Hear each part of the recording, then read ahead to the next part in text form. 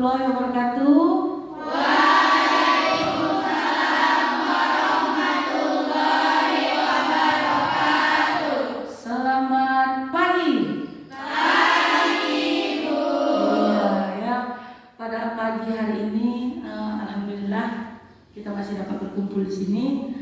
Pagi-pagi sekali, ya, tapi tetap fresh, ya. Biasa kita seperti ini enak ya masuk pagi ya. Jadi kita melanjutkan teori kita seperti biasa. Ibu masuk konsep kebidanan ya. Pada hari ini pertemuan kita yang berapa, yang kelima ya. Di sini nanti kita membahas tentang peran bidan.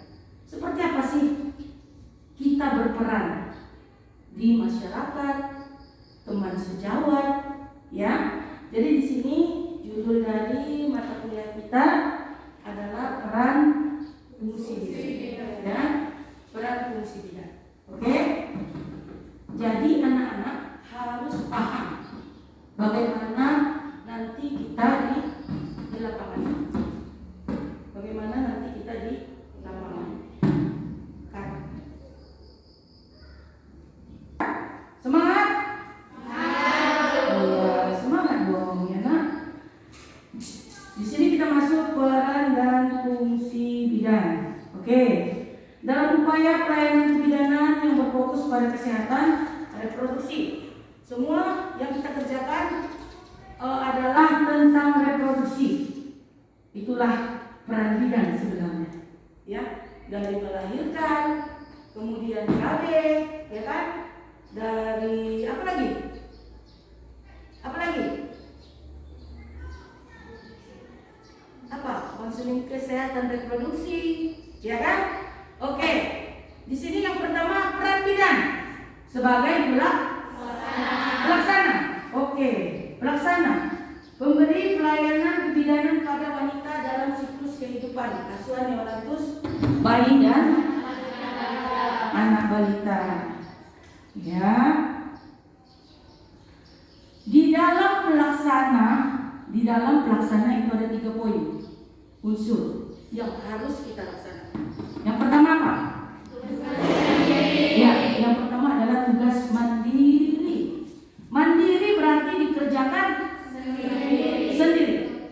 Ya, berarti dikerjakan sendiri. Ibarat kalian pergi dinas nanti ke rumah bidan. Ada namanya bidan apa? Bidan mandiri.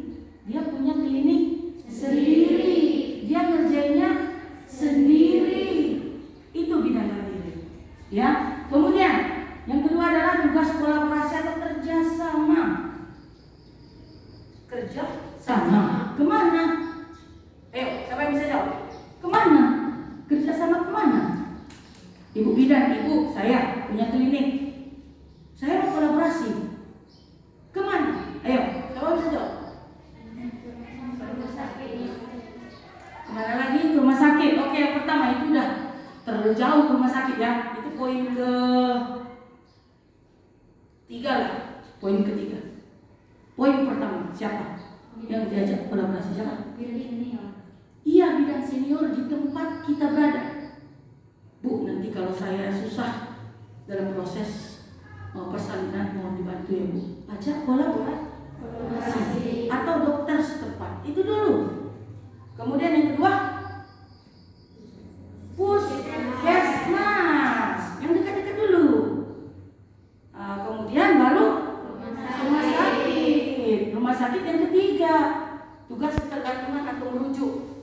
Kalau tidak mampu lagi, teman kolaborasi kita, ya, tempat puskesmas kolaborasi kita, maka tindakan selanjutnya adalah merujuk. Oke ya, lanjut.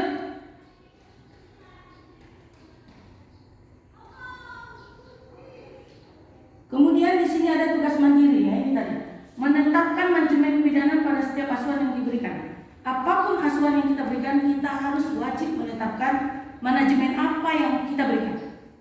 Tidak boleh salah asuhan, ya, tidak boleh salah diagnosa, apalagi obatnya, nggak boleh salah, ya. Kemudian memberikan pelayanan dasar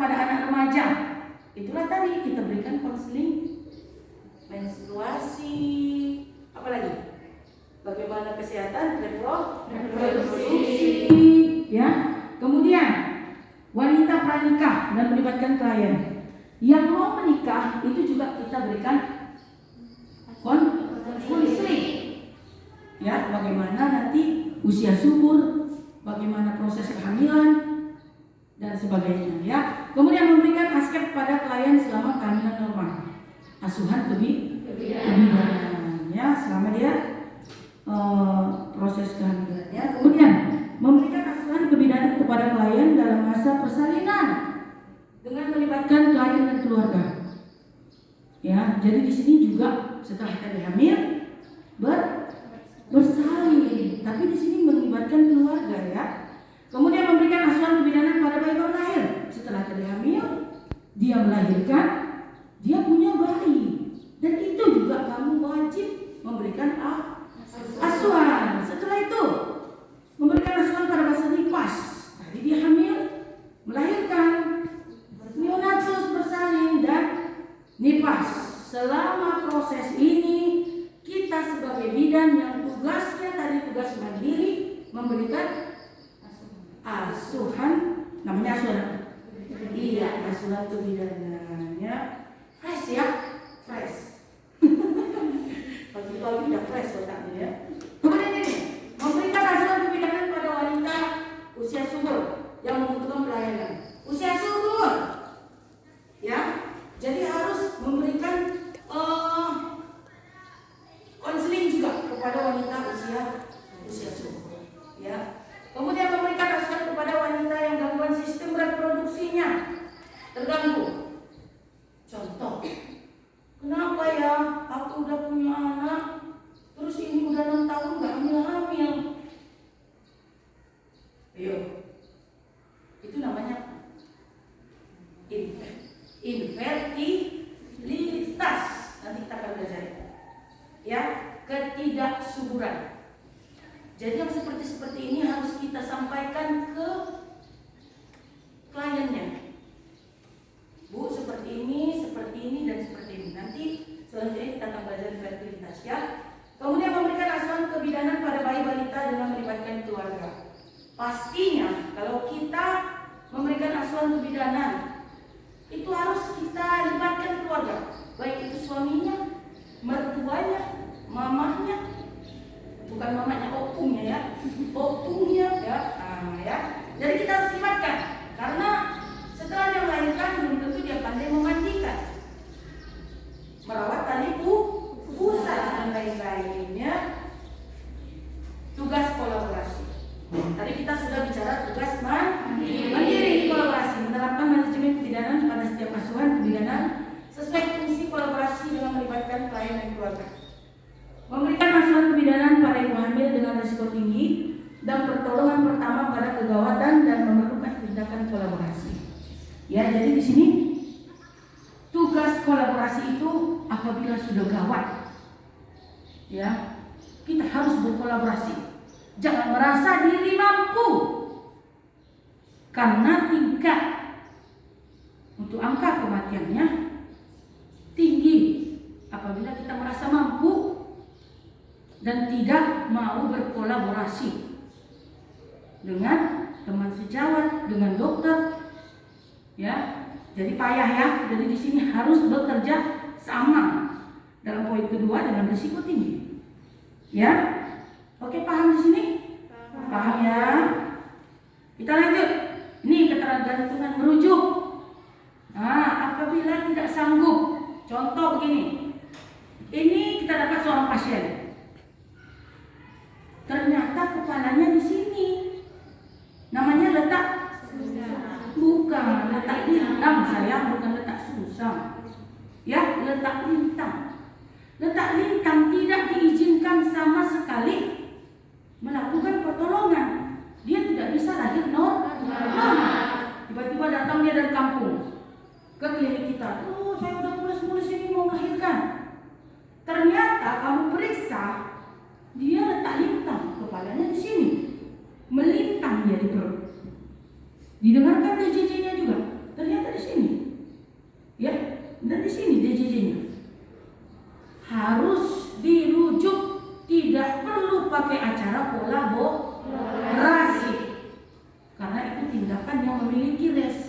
sangat tinggi. Paham?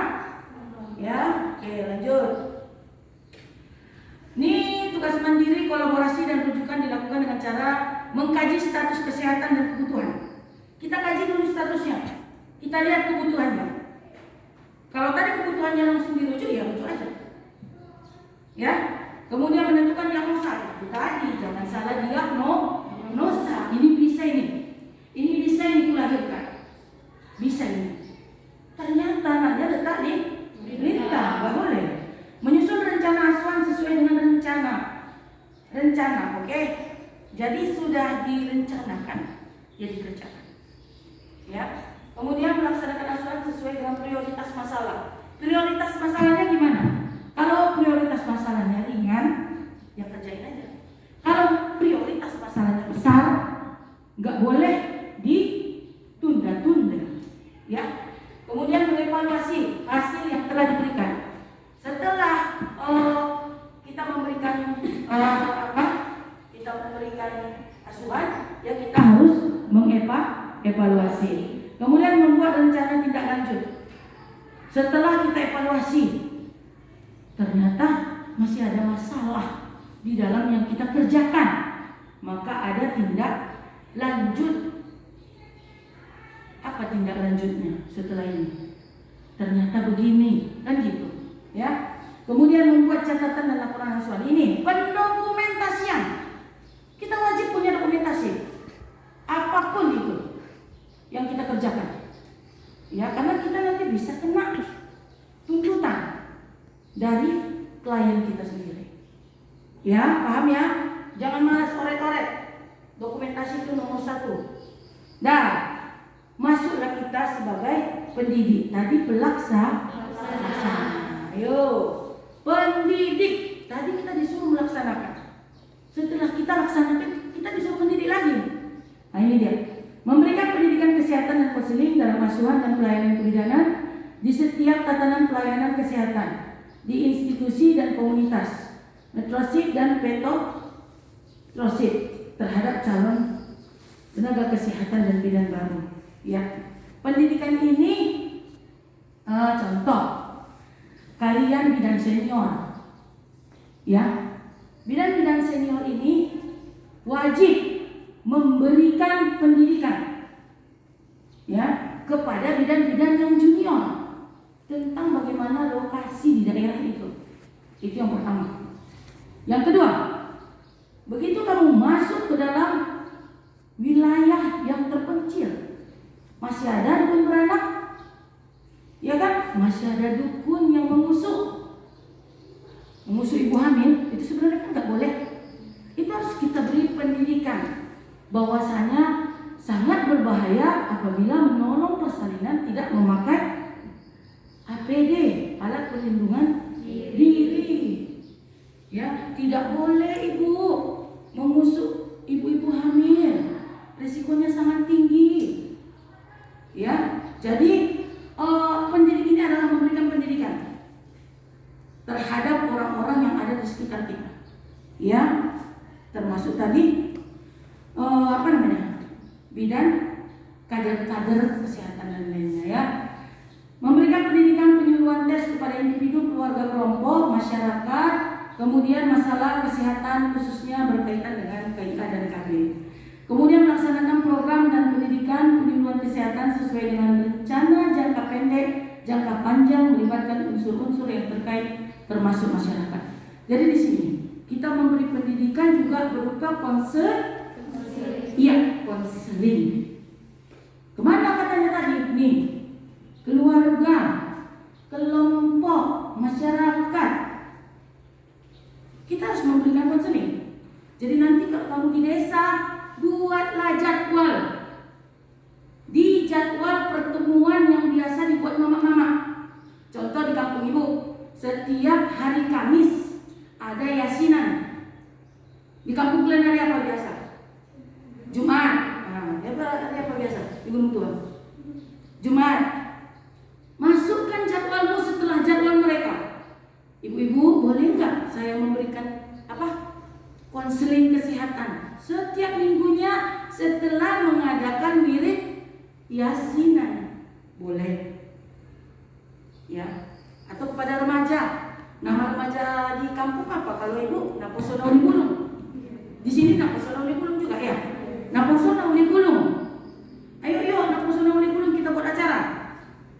Kita buat acara untuk memberikan pendidikan dengan cara kita buat pertemuan setiap hari Minggu. Di mana? Di aula aja, di aula. Ya, berikan konseling, berikan pendidikan kepada anak-anak, baik itu tentang narkoba, ya kan? Baik itu tentang seks bebas dan lain-lain ya. Oke. Kemudian sebagai pengelola.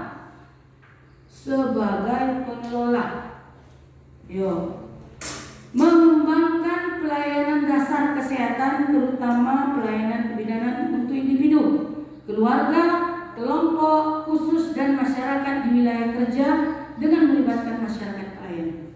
Mengelola. Apa maksud dari mengelola? Apa? Juara. Apa mengelola? Mengelola. Ini bakwan, tempe, tepung. Apa mengelola? Menyatukan. Oke, apa lagi? Membentuk. Apa lagi? Ayo berpikir.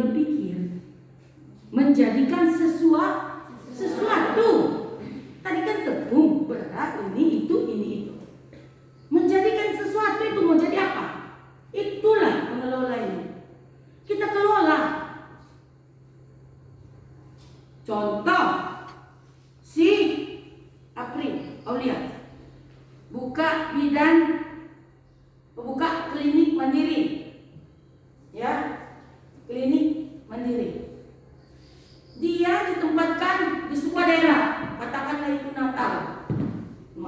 Masuk lagi ke dalam sana Natalnya, ya kan? Setelah itu dia sendiri bidan di situ, dia sendiri bidan. Kemudian dia harus mengelola tempat di daerahnya itu. Yang dikelolanya pertama apa? Dia lihat di situ jorok, banyak sekali jentik nyamuk. Kemudian tidak ada jamban. Tahu jamban kan? Apalagi pekerjaannya di situ. Anak-anaknya di situ kurus-kurus. Jadi dia harus kelola tempat di mana dia berada. Ajarkanlah masyarakat untuk membuat sesuatu yang baik. Contohnya apa? Tadi lingkungannya kotor. Aprilia mau buat apa? Iya, gotong royong. Ibu-ibu, bapak-bapak, kita kumpul ya hari Minggu jam segini ya Bu. Di son. Kumpulnya di sini. Kita membuat gotong royong bersama. Bawa Bu cangkulnya, bawa barang masing-masing. Jalan nggak? Jalan. Kalau nggak jalan, ayo. Kalau nggak jalan, gimana? Ayo. Kalau nggak jalan gimana? Kalau nggak jalan, apa? Gimana? Seperti nggak dikasih uang dari Jangan mengancam masyarakat, nggak boleh sayang. Ayo, coba. Apa? Memberi arahan. Ya itu kan diarahin, nggak mau. Ya kan? Dia kan diarahin, nggak mau. Terus gimana? Suatu saat kamu bakalan seperti ini nanti di lokasi. Mau kamu kelola lokasi itu, tapi nggak mampu. Mau diapain? Mau diarahin? Nggak bisa. Mau diancam? Nggak bisa. Ayo. Yang pertama yang kalian lakukan sayang adalah memanggil pemangku adat setempat. Orang yang bisa dia dengarkan. Orang yang punya seruan yang bisa mengambil keputusan. Kalau kita di kampung kita namanya apa? Hatoba. Orang yang yang dituakan. Ya, harajaon, ya kan? Harajaon. Kemudian jumpain orang ini. Jumpain kepala puskesmasnya. Jumpain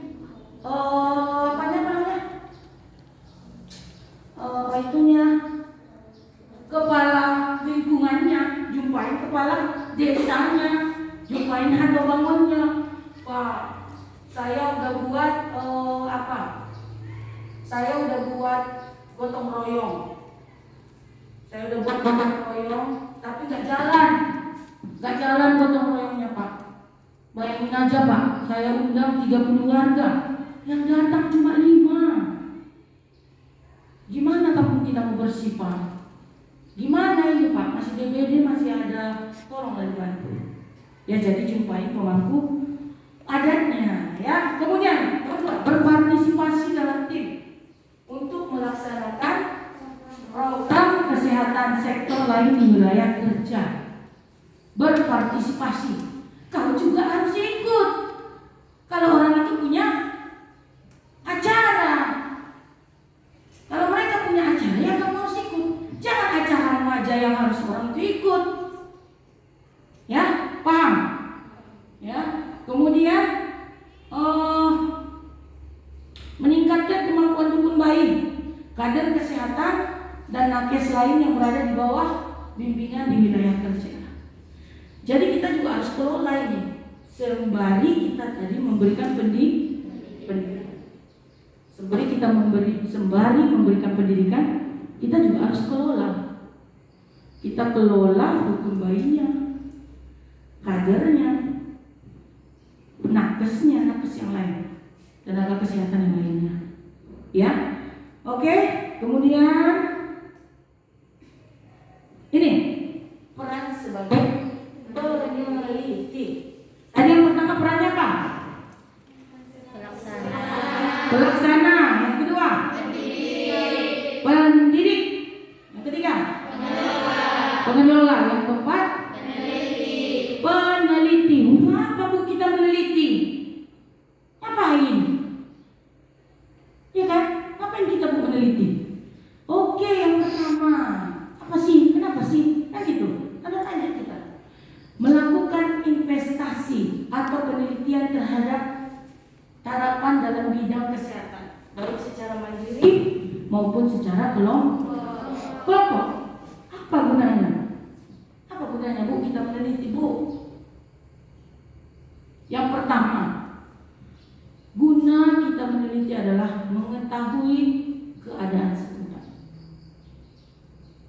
Kemudian menambah wawasan. Kemudian mencari solusi. Di Penyambungan ini masih tingkat tertinggi untuk demam berdarah. Benar gak? Di mana-mana kita ada lihat jentik nyamuk. Dia selama juga kalau nggak kalian bersihkan, yakinlah, ya pasti bakalan banyak jentik-jentik nyamuk. Ya.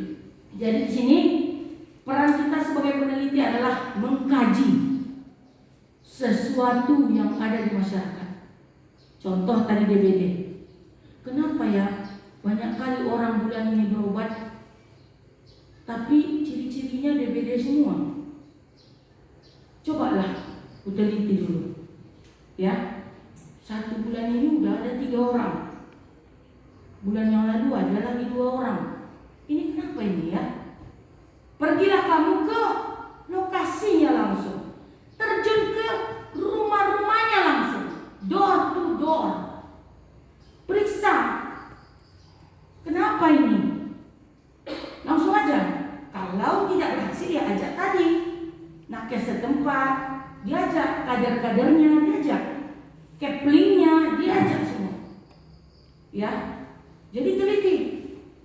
Tapi maunya sebelum meneliti kita udah punya data. Bapak, setelah saya turun ke lapangan, saya sudah melihat kondisi di lapangan. Pasien saya ada 5 orang yang terjangkit DBD. Ada 5 orang. Jadi menurut saya, alangkah kita teliti dulu Pak ke lapangan. Kita teliti dulu ke lapangan. Bagaimana keadaan di lapangan? Kenapa bisa DBD? Kenapa bisa? Kenapa terjadi DBD? Ya, jadi di lapangan itu nampak, terlihat apa yang terjadi. Terlihat nanti apa yang terjadi di situ. Contoh, kalau kita periksa DBD, apa yang kita lihat dulu? Demam berdarah. Apa dulu yang dilihat? Hah? Bukan. Kan si Desna pergi ke lapangan. Kan tadi kita kan ceritanya mau meneliti. Itu tengok slide-nya, lihat. Kita mau meneliti. Pergilah ke sebuah desa, namanya Desa Gunung Tua.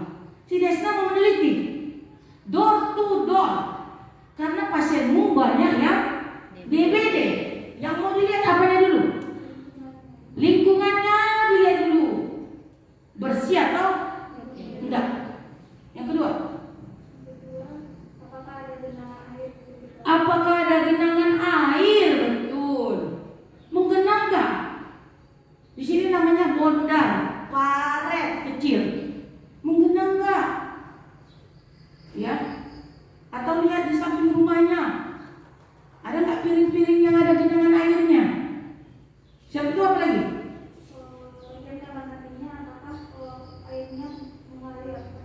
Kamar mandinya dilihat mengalir apa enggak? Ya. Sembari kita melihat tadi yang menggenang itu. Terus apa lagi? Apa ayo? Apa? Sampah. Masuklah nanti. Kalau memberi konseling apa yang cocok? Kalau memberi konseling apa yang cocok? Karena kan tadi udah dilihat lingkungannya, joroknya, genangan airnya, sampahnya. Ternyata ini yang buat mereka DBD. Banyak jentik-jentik nyamuk. Ayo, apa yang cocoknya konseling ke lingkungan Gunung Tua di tempat si Desna praktek? Apa ya? Memberikan penyuluhan kepada masyarakat agar lingkungannya bersih, menghindari banyak sampah, terus membersihkan 1 kali seminggu wajib kamar mandi. Namanya apa? Disingkat menjadi apa? PHBS, perilaku hidup bersih dan sehat. Itu ya memang benar, tapi kita singkat aja. Namanya PHBS. Ya, wajib kita berikan konseling kepada mereka yang kena DBD dari hasil penelitian kita ini. Apa hasilnya? Ya sampaikan. Ya, jadi kita meneliti harus punya hasil, dan kita teliti setelah ada sesuatu. Ya, untuk meningkatkan apa tadi? Pengetahuan, kinerja, ya, dan memperbaiki keadaan sekitar, ya. Kemudian itu tadi penelitinya bisa secara mandiri maupun kelompok. Diajak teman-teman sejawatnya boleh, ya. Diajak ibu-ibu di sini juga boleh. Kemudian mengidentifikasi kebutuhan investigasi yang akan dilakukan. Kita kan menginvestigasi, ya, langsung terjun ke lapangan. Lihat kebutuhannya apa? Lihat kebutuhannya apa? Kalau kebutuhannya kalau kebutuhannya kita harus menggunakan autan, tadi kan mau pergi ke lapangan. Kalau kebutuhannya kamu kan mau lihat DBD di lingkungan, kamu juga harus safety. Kita punya perlindungan di diri, kita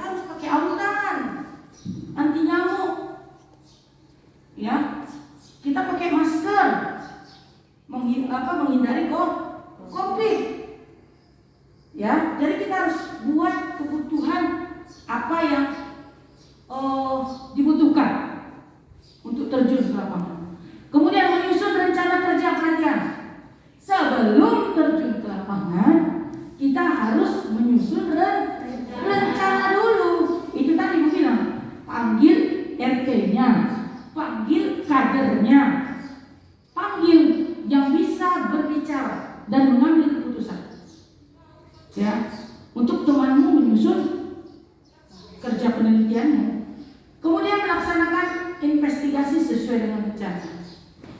Setelah kita investigasi, ya, setelah kita rencanakan tadi, kemudian selesaikan, ya, dan harus ada hasilnya setelah kita melakukan penelitian. Jangan nggak ada hasilnya, nanti masyarakatnya kecewa. Ibu itu udah datang ke rumahku, sudah diperiksanya kamar mandiku, tapi nggak ada apanya perubahannya. Kan gitu mama ya, sudah datang di kemari, nggak ada perubahannya. Dibilangnya DBD kampung ini, tapi nggak ada perubahannya. Dibuatnya kayak gotong royong, dibuatnya kayak kerjasama. Alhasil kamu dicap, ya, sama orang kampung. Apa? Pamadu-maduon, pandai-pandaian, dan tidak punya hasil sama sekali. Ya. Jadi itulah tadi penjelasan Ibu tentang pelaksanaan baru pendidikan, pengelola, peneliti. Kita punya 4 peran di masyarakat. Ya, sudah paham sampai sini? Paham? Oke. Ada yang mau bertanya? Atau ibu yang nanya? Nah, ini enak ini. Siapa yang mau bertanya atau ibu yang nanya? Kalau ibu yang nanya dapat nilai A, punten 100. Nah, apa? Assalamualaikum warahmatullahi wabarakatuh. Perkenalkan, nama saya Rizka Dalimute. Pertanyaan saya, sama siapa saja Bu kita sebagai bidan berkolaborasi? Terima kasih. Tadi kan sudah dijelaskan, ya, sama siapa aja kita berkolaborasi. Yang pertama, lihat dulu orang yang paling penting bagimu, yang paling cepat kau panggil. Kalau ada bidan di dekatmu, itu dulu kau ajak. Ya, sebenarnya peraturan terbaru, bidan itu harus ada di bawah naungan dokter kalau kliniknya. Tapi kalau tadi keadaannya kayak si Apri, dia juga kalau anak-anak masuk lagi ke dalam, jangan harap dokter. Bidan aja tidak punya, ya kan?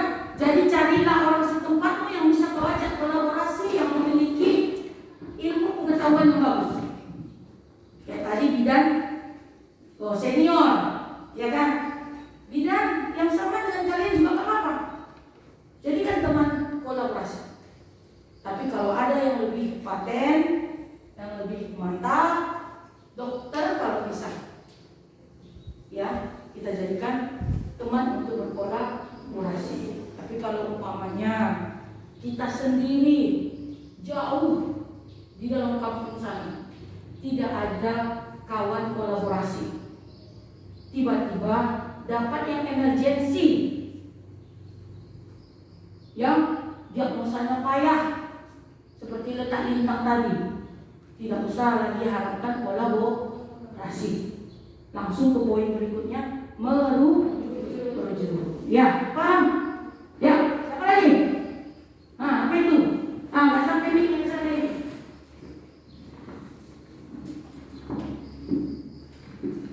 Apa?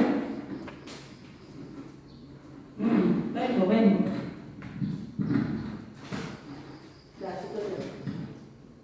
Assalamualaikum warahmatullahi wabarakatuh. Kenalkan Bu, nama saya Baiti Rahmina Nasution. Saya bertanya kepada Ibu. Contohnya Bu, saya bidan PTT. Bagaimana peran saya sebagai pengelola dalam masyarakat? Tadi kan udah Ibu jelaskan, kita harus mengelola sesuatu yang tadinya indah dikelola orang, atau ada yang dikelola orang tapi tidak sempurna evaluasinya. Ya, misalnya itu tadi kadar kesehatannya, bidang apa tadi dukunnya, ya kan kita kelola masyarakat yang ada di situ, kebersihannya, gotong royongnya, imunisasinya. Imunisasi kamu wajib loh, ya kan? Buat sekali sebulan. Biasanya kalau di kampung ibu di minggu pertama di awal bulan. Di sini gimana? Ada yang tahu? Biasanya kalau di kampung ibu di minggu pertama di bulan yang baru. Contoh bulan 1, minggu pertamanya lah. Hari Senin minggu pertamanya. Tak tahu itu kunjungan ibu-ibu bidan. Di kampung kalian ada? Ada ya? Harinya ditentukan. Ditentukan pastinya. Ya, mungkin kamu aja yang nggak fokus hari-hari apa aja. Ya. Tapi buatlah schedule di dalam pengelolaan. Jadi kalau kita mau buat sesuatu yang kita kelola, buat jadwalnya dulu. Contoh imunisasi kapan? Ya. Kemudian memberikan konseling kapan? Gotong royong kapan? Pembinaan kapan? Memberikan pendidikan kapan? Ya, jadi kamu kelola fokus. Yang kita kelola itu fokus, jangan lari-lari ke sana. Mau ke sana, ada orang yang manggil di sana, dia ke sana. Jangan, fokus. Hari ini gotong royong, nggak ada yang lain. Hari ini imunisasi. Ya, jadi fokus. Kita jadi terjadwal. Ya, jadi terjadwal yang kita kerjakan. Oke? Ada lagi pertanyaan? Jangan mengantuk. Tidak boleh. Ada lagi pertanyaan? Pas? Paham? Ya, jadi kita di lapangan nanti yang pertama harus sopan dan santun. Tidak ada gunanya itu kau kerjakan ini semua kalau sopan dan santunmu tidak bagus. Sopan dan santun masuklah itu ke akhlak, masuklah ke pribadimu nanti. Ya, kemudian apa? Pengetahuan. Tidak juga berguna akhlakmu kalau pengetahuannya kosong. Jadi ini makanya kalian dibekali. Makanya kita belajar konsep kebidanan. Kita dibekali ya untuk mampu terjun ke lapangan, mengaplikasikan yang 4 ini. Banyak lagi. Ya, banyak lagi nanti yang harus kalian pelajari. Ini masih awalnya, belum lagi nanti. Udah dapat kasus, ya, dapat kasus plasentanya nggak bisa keluar, terjadi perdarahan, panggul sempit, belum lagi itu. Ini masih awal. Jadi di awal ini harus fokus sehingga pelajaran-pelajaran yang diajarkan dosennya enggak lupa besoknya. Ya, jadi begitulah pertemuan kita hari ini. Mudah-mudahan kita bisa bertemu di minggu selanjutnya, pertemuan ke-6. Ya, tolong diatur si penbu, tolong diingatkan kembali kapan kita masuknya. Mudah-mudahan apa yang Ibu sampaikan bisa menjadi bekal nanti setelah kita keluar dari sini. Dan ingat, kalaupun kita berilmu tapi tidak berakhlak, tak ada gunanya. Dan ingat juga, kalau kita berakhlak tidak berilmu, payah juga. Ya, oke. Terima kasih. Saya tutup pertemuan pada hari ini. Mudah-mudahan kita diberi kesempatan bertemu di lain waktu. Ya, assalamualaikum warahmatullahi wabarakatuh.